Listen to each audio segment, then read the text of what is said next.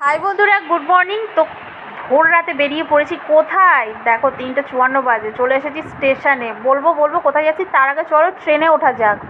এই যে স্টেশনে ট্রেনের জন্য অপেক্ষা করছি, তো ট্রেনও চলে আসলো। এই যে ভোর রাতে ট্রেনে উঠেছি, আস্তে আস্তে সকালও হয়ে গেল। সোনাই আর মা তো দেখো দিব্যি বসে ঘুমাচ্ছে। নেমে পড়েছি আমার দেশের বাড়িতে, যেখানে আমার জন্মস্থান দেবগ্রাম, সেখানে চলে এসেছি। এইটা হচ্ছে আমার দাদু বাড়ি। আর এই দেখো, এটা আমার ঠাম্মা। আর এই ঘরটার মধ্যে অনেক স্মৃতি আছে। এটা আমার দাদুর ঘর, এটা আমার দাদু। আর এই যে ঝুল বারান্দাটা দেখছো, এখানে তো আমাদের সারা দিনটাই কেটে যেত। এটা আমার ছোটো কাকার ঘর, যে মারা গেল এদিন। আর আমার ছোটো কাকার হাতের কাজ দেখো, এগুলো মুগের ডাল মুসুরির ডাল দিয়ে করা। এটা তোমার কাঠের গুঁড়ো দিয়ে করা আছে। সোনাই তো প্রথমবার এত বড় ছাদ দেখে খুব খুশি। আর দেখো কেমন দৌড়াচ্ছে।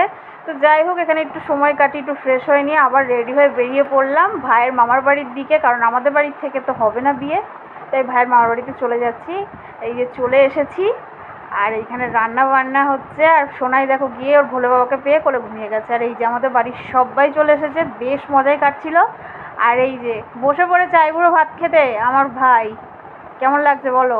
আর দেখো মাছের মুড়োটা যেন বলে দিয়েছে, ওকে পুরো দায়িত্ব দিয়ে দিয়েছে খাওয়ার জন্য।